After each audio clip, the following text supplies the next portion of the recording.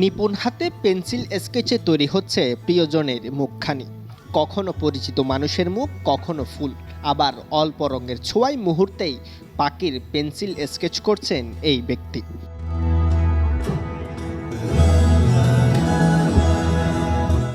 বলছি দক্ষিণহালী শহর আকমল আলী সড়কের স্থায়ী বাসিন্দা মুস্তফা জামালের কথা। পেশায় তিনি ব্যবসায়ী হলেও হরহামেশায় মিশে থাকেন এই শিল্পকর্মের সাথে। শখের বশে করা তার এই শিল্পে প্রাতিষ্ঠানিক কোনো শিক্ষা না থাকলেও ছোটকালে মায়ের উৎসাহে এখনও আঁকড়ে ধরে আছেন এই শিল্পকে। উৎসাহিত করতো আমার মা।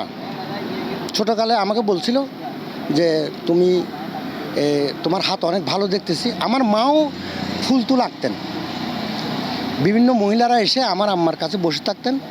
ওনারা আমার আম্মার তরকারি, মাছ এগুলো কুটে দিতেন, বিনিময়ে আমার আম্মার থেকে ফুল তুলে নিয়ে যেতেন, ফুলের কাজ করে নিয়ে যেতেন।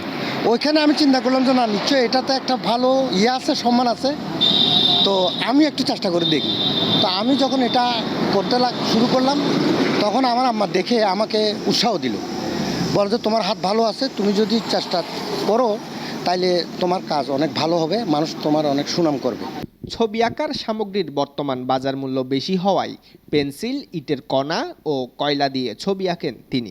সচরাচর যেগুলো অ্যাভেলেবেল, যেমন পেন্সিল, কয়লা, ইটের টুকরা, গাছের পাতা, এগুলো হলো খুবই সস্তা এবং খুবই সহজলভ্য, যার কারণে আমি এগুলো নিয়ে কাজ করতে স্বাচ্ছন্দ্য বোধ করি।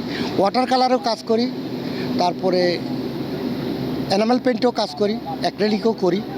তবে সবচেয়ে এটা সহজে করা যায়, যে কোনো জায়গায় করা যায়, এই পেন্সিল, কয়লা, ইটের টুকরো, গাছের পাতা, আরও কিছু এলিমেন্ট আছে যেগুলো সহজলভ্য, যেখানে সেখানে পাওয়া যায়।